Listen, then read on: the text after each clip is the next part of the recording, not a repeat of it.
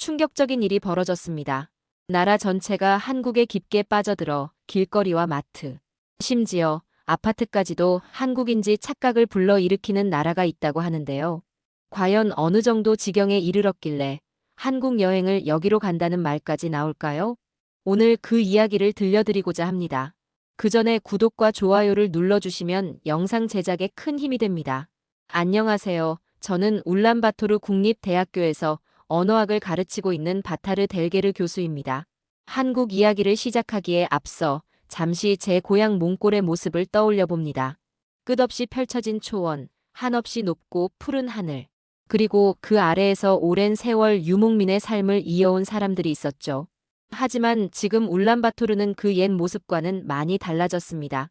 도심의 큰 길이나 골목길, 심지어 작은 마을 상점까지 한글 간판이 걸려 있고 카페와 식당에서는 한국 음악이 흘러나오며 젊은이들 사이에서는 한국어 단어들이 자연스럽게 대화에 섞여 나옵니다.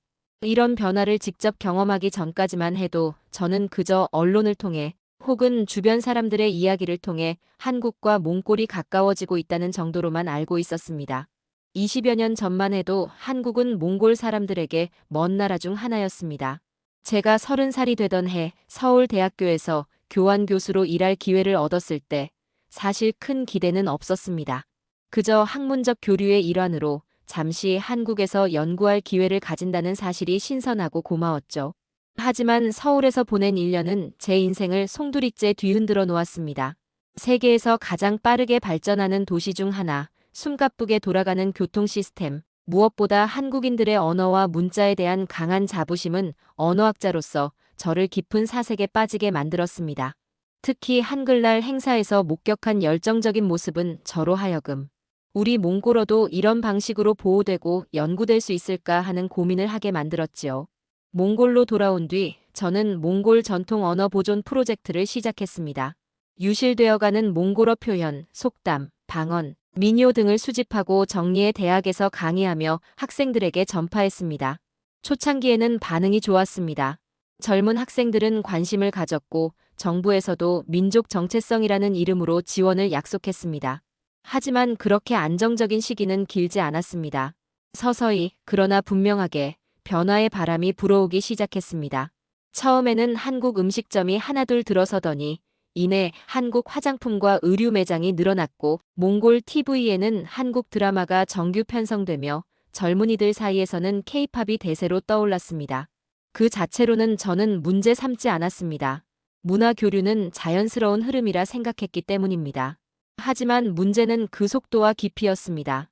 너무 빠르고 너무 강하게 우리 사회 속으로 파고들고 있었죠. 대학에서 강의를 하다가도 가끔 학생들로부터 한국어 단어가 섞인 대답을 들었습니다. 교수님, 오늘 과제 다 했는데요. 진짜 대박이에요. 처음엔 재미있게 넘겼습니다. 젊은 세대 특유의 언어적 유희라고 생각했죠. 그러나 점차 걱정이 되기 시작했습니다. 굳이 몽골어로도 충분히 표현할 수 있는 것을 왜 한국어로 표현하려 할까? 교내 풍경도 달라졌습니다. 학교 앞 작은 카페, 편의점, 심지어 약국까지 한글 간판을 걸기 시작했고 메뉴판에는 몽골어와 한국어가 함께 표기되었습니다. 처음에는 관광객을 위한 배려인가 싶었지만 이내 몽골 사람들조차 한글 표기를 자연스럽게 읽고 말하기 시작했습니다. 대학 내에서 한국어학과는 단연 인기학과로 떠올랐고 언어학과 학생들조차 한국어를 배우느라 더 많은 시간을 할애했습니다. 연구실을 찾아온 한 학생은 이렇게 말했죠. 교수님, 저 졸업하면 한국 회사에 취직하고 싶어요. 월급도 높고 미래도 밝잖아요. 그 말을 들었을 때 마음 한켠에서 무언가 서늘한 기운이 느껴졌습니다. 이제 젊은 세대에게 성공은 한국어 능력과 직결된 것이었습니다. 몽골어로 얼마나 깊이 생각을 표현할 수 있느냐는 그다지 중요하지 않은 시대가 되어버린 것 같았죠. 하지만 저는 여전히 제 일을 멈추지 않았습니다. 전통 언어 보존 프로젝트를 이어갔고 강의에도 최선을 다했습니다. 하지만 강의실의 빈자리가 점점 늘어갔습니다.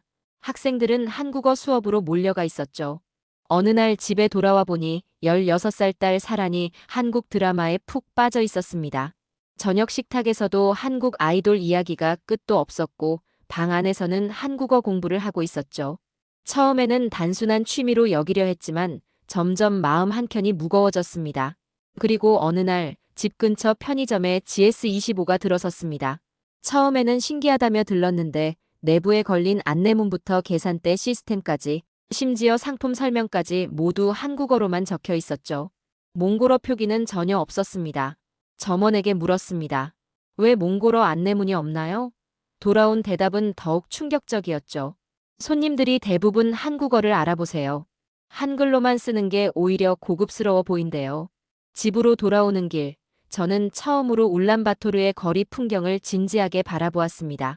지금껏 그냥 스쳐 지나치던 익숙한 간판들이 문득 눈에 들어왔습니다. 한글로 적힌 카페 이름, 한국 브랜드 의류 매장, 심지어 자동차 매장조차 한국어로 최고의 품질이라는 문구를 대형 간판에 새겨놓고 있었죠. 대체 언제부터 이곳이 이렇게 변했을까? 마음속에서 알 수 없는 질문들이 밀려왔습니다. 그날 밤 저는 인터넷에서 울란바토르 관련 기사를 검색했습니다. 몽골의 GS25 300호점 돌파, 몽골 청소년 제2외 국어로 한국어 선호 같은 기사 제목이 쏟아져 나왔습니다. 댓글창에는 한국식이 더 깨끗하고 좋아요. 우리 아이도 한국어부터 배워요. 더 쓸모있는 언어니까요. 같은 글들이 달려 있었고 저의 마음은 복잡해졌습니다. 딸 사라는 점점 한국 문화에 빠져들고 있었습니다.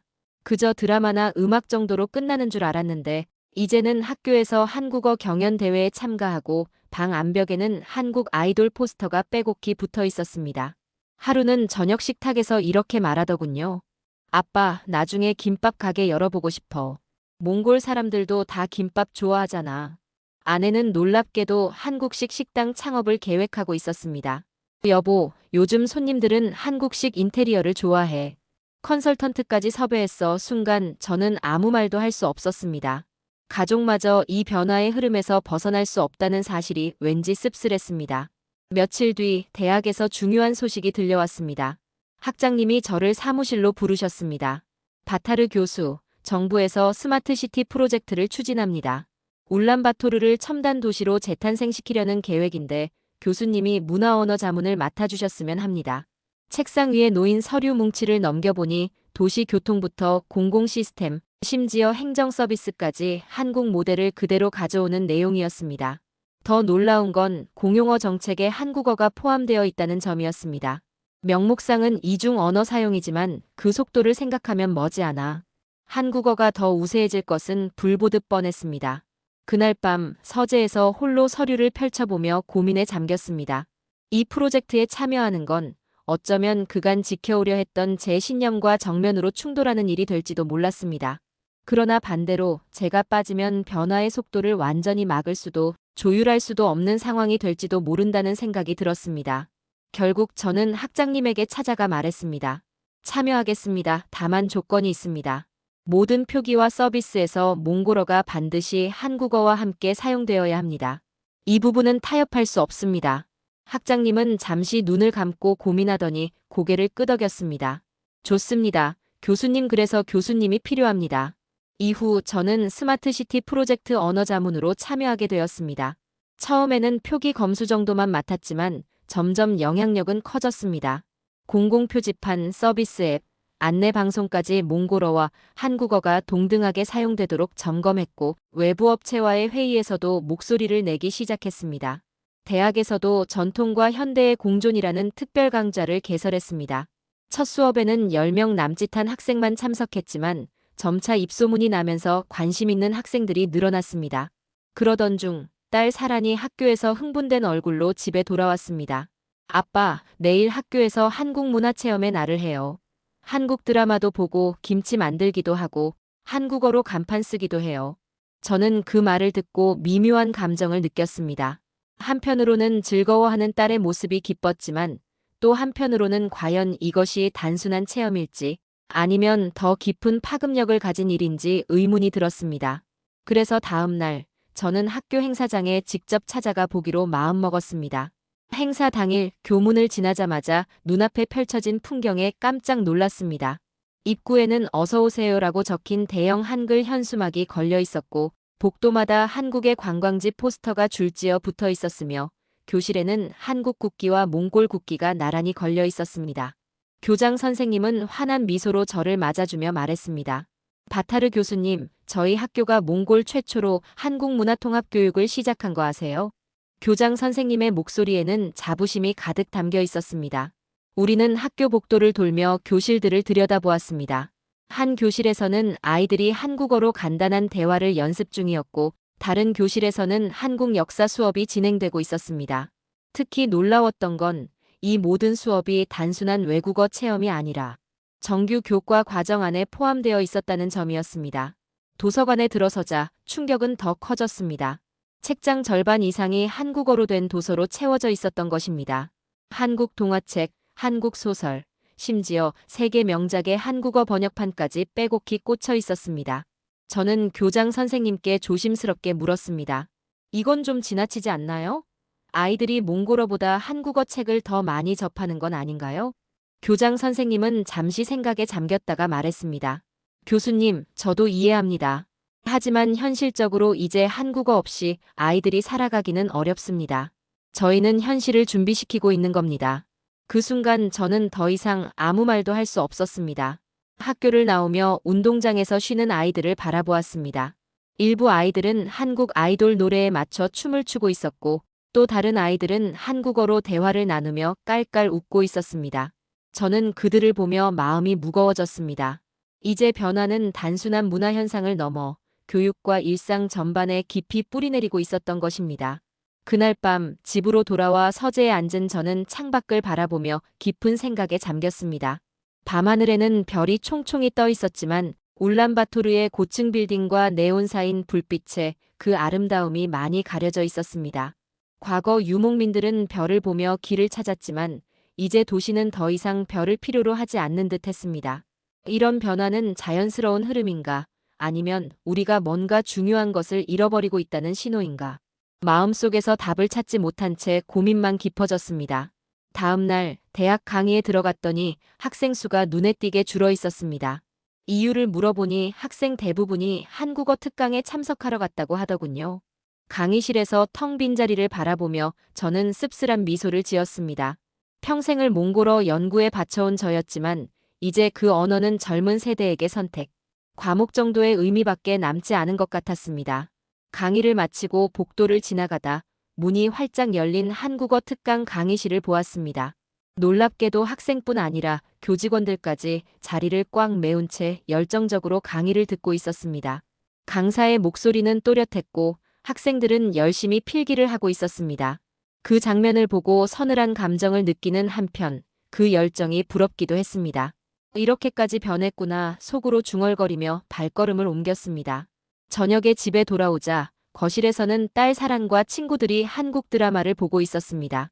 화면 속 배우들의 대사를 따라하며 웃는 그들 모습은 이제 몽골이 아니라 마치 서울의 한 가정집을 보는 듯 했습니다. 아내는 주방에서 김치찌개를 끓이며 오늘은 좀 매콤한 게 당기더라고요라며 웃었습니다. 저는 식탁에 앉아 우리가 언제부터 이렇게 바뀌었는지 곰곰이 떠올렸습니다. 불과 몇 년 전만 해도 우리 식탁에는 몽골 전통 음식이 주로 올랐고 거실에는 몽골 방송이 흘러나왔었는데 말입니다. 식사 후 서재에 들어가 학장님이 준 스마트시티 프로젝트 서류를 다시 펼쳐보았습니다. 이 변화의 물결 속에서 내가 할 수 있는 일은 무엇일까? 계속해서 마음속에서 질문이 맴돌았습니다. 완전히 거부하는 것도 무조건 수용하는 것도 답이 아닐 거라는 생각이 점점 또렷해졌습니다. 그렇다면 내가 해야 할 일은 무엇인가? 고민 끝에 다음 날 학장님을 찾아가 제 생각을 전했습니다. 학장님, 저는 이 프로젝트에 참여하겠습니다. 하지만 몽골어와 한국어의 병기는 반드시 보장되어야 합니다. 그뿐 아니라 몽골 문화와 언어의 중요성을 도시 디자인과 교육 과정에 반드시 반영해야 합니다. 학장님은 제 말을 듣고 잠시 생각에 잠기더니 고개를 끄덕였습니다. 교수님이야말로 이 프로젝트에 꼭 필요한 분이군요. 그날 이후 저는 스마트시티의 언어문화 설계팀에 합류해 본격적인 작업을 시작했습니다. 표지판과 지도, 공공 시스템에서 몽골어가 한국어보다 작게 쓰이거나 아예 빠지는 일이 없도록 신경 썼습니다. 회의 자리에서는 여러 번 의견 충돌이 있었지만 저는 물러서지 않았습니다. 또한 대학에서는 전통과 현대의 융합을 주제로 한 강의를 개설해 학생들과 함께 몽골 문화의 현재적 의미를 탐구했습니다. 놀랍게도 점점 관심을 보이는 학생들이 늘어났습니다. 그러던 어느 날 딸 사란이 환한 얼굴로 집에 들어왔습니다. 아빠, 학교에서 한국문화체험 행사에서 1등 했어요. 제가 한국어로 가장 자연스럽게 대화했다고 선생님이 칭찬하셨어요. 저는 웃으며 머리를 쓰다듬어 주었지만 마음 한켠이 저릿했습니다. 그날 밤 아내와 늦게까지 이야기를 나눴습니다. 아내는 요즘 식당에서 한국 손님이 늘어나고 있다며 메뉴판에 한국어를 추가할 계획이라고 했습니다. 저는 고개를 끄덕이며 아내의 현실적인 판단을 이해했지만 동시에 왠지 모를 서글픔이 밀려왔습니다. 며칠 후 대학으로 뜻밖의 소식이 전해졌습니다. 제가 과거 한국으로 유학 보냈던 제자들이 다시 몽골로 돌아온다고 했습니다. 그들은 한국에서 연구원, 번역가, 교육자로 활동하고 있었고 저를 만나고 싶다며 연락해왔습니다. 만남의 자리에서 제자들은 한국에서의 경험을 들려주며 이런 제안을 했습니다. 교수님, 저희가 한국에서 몽골인 노동자들을 위해 한국어 교육 프로그램을 운영하고 있어요. 교수님께서 자문을 맡아주시면 큰 도움이 될 것 같습니다. 그 이야기를 듣고 저는 큰 깨달음을 얻었습니다. 지금 몽골에서 퍼지고 있는 한국어 열풍은 단순한 유행이 아니라 생존과 기회의 문제였던 것입니다. 한국에서 일하는 몽골 노동자들은 언어 장벽 때문에 힘든 일을 맡거나 부당한 대우를 받는 경우가 많았습니다. 그들에게 한국어는 선택이 아니라 생존의 필수 조건이었던 것이지요. 저는 고민 끝에 제자들의 제안을 흔쾌히 받아들였습니다. 그리고 한 달 후 다시 한국을 방문하기로 했습니다. 무려 10년 만에 한국 방문이었습니다. 이번 방문이야말로 제 생각을 근본적으로 바꿀 기회가 될지도 모른다는 예감이 들었습니다. 한 달 후 저는 인천국제공항에 발을 내디뎠습니다. 10년 만에 찾은 한국은 그야말로 변신의 아이콘이었습니다. 옛 기억 속 서울은 이미 사라지고 눈앞에는 초고층 빌딩과 최첨단 시스템으로 무장한 스마트 시티가 펼쳐져 있었습니다. 공항에서부터 느껴지는 무인 안내 로봇, 자동 통역 서비스, AI 기반 교통 안내까지 저는 놀라움의 연속이었습니다. 제자들의 안내로 서울 곳곳을 둘러보며 저는 한국 사회의 역동성과 자기 문화에 대한 강한 자부심을 다시금 느꼈습니다. 셋째 날, 제자들이 운영하는 교육센터를 방문했습니다. 그곳에서는 한국에서 일하는 몽골인 노동자들을 대상으로 한국어와 한국 문화, 교육 프로그램이 진행되고 있었습니다. 교실 안에는 20여 명의 몽골인 학습자가 진지한 표정으로 수업에 참여하고 있었고 그들의 얼굴에는 절박함과 간절함이 동시에 엿보였습니다. 수업이 끝난 후 몇몇 학습자와 대화를 나눌 기회가 있었습니다. 한 여성은 이렇게 말했습니다. 저는 농장에서 일해요. 처음 한국 왔을 땐 한국어를 전혀 몰라서 실수도 많고 월급도 제대로 못 받았어요. 이제 조금씩 배워서 상황이 많이 나아졌어요. 또 다른 남성은 건설 현장에서 일한다며 한국어를 몰랐을 땐 위험한 일만 맡고 안전 교육도 못 들었어요. 이제는 어느 정도 대화가 되니 대우가 좋아졌어요 라고 말했습니다. 저는 그들의 이야기에 마음이 아팠습니다. 한국어는 그저 외국어가 아니라 생존을 위한 필수 언어였던 것입니다. 일주일간의 한국 방문을 마치고 돌아오는 비행기 안에서 저는 긴 생각에 잠겼습니다. 이제 한국어 열풍은 단순한 문화 현상이 아니라 경제적, 사회적 맥락이 얽힌 복잡한 문제라는 사실을 이해하게 됐습니다. 한국은 몽골인들에게 새로운 기회의 땅이었고 그 기회를 잡기 위해서라도 한국어는 선택이 아닌 필수였던 것이지요. 몽골로 돌아오자마자 저는 학장님을 찾아갔습니다. 그리고 이렇게 제안했습니다. 학장님, 우리 대학을 몽골어 마이너스 한국어 이중 언어 교육 체계로 개편합시다. 완전히 거부할 수도 무비판적으로 수용할 수도 없는 상황에서 우리는 균형을 찾아야 합니다. 학장님은 잠시 놀란 표정을 지었지만 이내 이해한다는 듯 고개를 끄덕였습니다. 그날 밤 아내에게 제 결정을 이야기했습니다. 아내는 손을 꼭 잡으며 말했습니다. 여보, 당신이 변화의 마음을 열었다니 정말 자랑스러워요. 우리도 이제 변화를 두려워하지 말고 그 안에서 우리만의 길을 찾읍시다. 저는 따뜻한 위로를 받는 기분이었습니다. 딸 사란에게도 이 소식을 전하자 눈을 반짝이며 말했습니다. 아빠, 저도 앞으로 몽골과 한국 두 나라의 다리를 놓는 사람이 되고 싶어요. 그 말을 듣는 순간 가슴 한쪽이 뜨거워졌습니다. 몇 달 후 대학에서는 이중 언어 프로그램 준비가 한창이었고 전반적인 분위기도 변하기 시작했습니다. 일부 교수들은 여전히 회의적이었지만 점차 많은 이들이 현실과 균형을 인정하게 되었고 학생들 또한 긍정적인 반응을 보였습니다. 한편 제자가 만든 몽골어 마이너스 한국어 학습 앱은 출시 한 달 만에 10만 다운로드를 돌파했고 심지어 한국인들 사이에서도 몽골어 학습용으로 입소문이 퍼지기 시작했습니다. 그러던 중 울란바토르 교육청에서 연락이 왔습니다. 바타르 교수님, 교육 컨퍼런스에서 글로벌 시대의 언어 교육과 정체성이라는 주제로 기조연설을 부탁드립니다. 저는 감사히 수락했고 그날 밤부터 연설문을 준비하기 시작했습니다. 연설 당일 중앙회의장은 학부모, 학생, 교육자, 정부 관계자들로 가득 찼고 저는 떨리는 마음으로 단상에 섰습니다. 여러분, 지금 몽골은 거대한 변화의 한복판에 있습니다. 한국 문화와 언어가 깊숙이 들어왔고 우리의 일상과 미래를 바꿔놓고 있습니다. 하지만 저는 이렇게 생각합니다. 한국은 우리에게 세계로 나아가는 문을 열어주었지만 그 문을 통과할 때 우리는 몽골의 언어와 정체성을 잃지 말아야 합니다. 연설 후 장내에는 뜨거운 박수가 울려 퍼졌고 행사장은 새로운 변화의 분위기로 가득 찼습니다. 그날 저녁 집에 돌아와 아내와 딸과 함께 저녁 식사를 하며 저는 생각했습니다. 변화를 두려워하지 말자. 중요한 건 그 변화 속에서도 우리만의 색깔을 잃지 않는 것. 1년이 지난 지금 울란바토르는 여전히 변화 중입니다. 하지만 이제는 한국어 간판 옆에 몽골어 표기가 자연스럽게 병기되고 사람들은 두 언어를 오가며 소통합니다. 딸 사라는 이제 대학생이 되어 이중 언어 교육을 공부하고 있고 아내는 몽골 전통 요리와 한국 요리를 결합한 퓨전 레스토랑을 성공적으로 운영하고 있습니다. 그리고 저는 몽골 최초의 이중 언어 문화 연구소의 초대 원장이 되어 두 나라의 가교 역할을 하고 있습니다. 개소식 날 연구소 마당에서 몽골 전통 춤과 케이팝 댄스가 번갈아 공연되고 몽골과 한국의 전통 음식이 한자리에 놓인 그 광경을 바라보며 저는 생각했습니다. 이것이야말로 진정한 공존이 아닐까? 밤이 깊어 집으로 돌아오며 창가에 서서 밤하늘을 올려다보았습니다. 별들은 여전히 저자리에 있었습니다. 언젠가 딸 사란이 했던 말이 떠올랐습니다. 아빠, 우리는 더 다양해질 거예요. 하지만 몽골인으로서의 정체성은 절대 잃지 않을 거예요. 저는 미소를 지었습니다. 변화 속에서도 자신의 가치를 잃지 않는 것. 그것이야말로 진정한 성장이라는 사실을 이제는 알았습니다. 이것이 저 바타르 델게르의 이야기입니다.